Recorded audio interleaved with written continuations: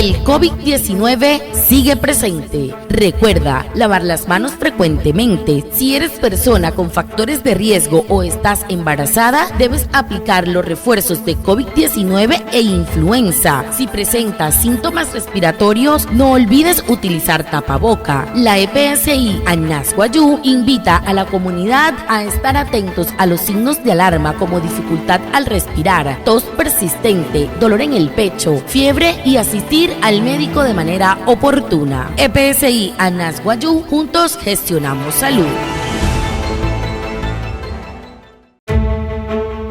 Tareya wa COVID-19 manaka ayat swaka soto hai puro hoha hapwanepi otamsia achian shihia rut karia yu rihia gol hi purwanur rut kotipu onurihia hai mahirapa tamakuna hirapa tamahat katra COVID-19 manaka otamsi tapura influenza manaka mahwane wa ruku otamsia hirun wayu ekai shunuri kaya taranori ke cherhia o ke cherhen chitwaye shunuri en hia kana irwane wa ruku PSI kana swayu en hirhia por sotun hai wanepi te mohushi karhumoi motore hai shunoi rehi wanepi pehe wale humoni otamsi aire hai to hu shuri hunama rut kamata hurom terher pehe karhunai wane wa ruku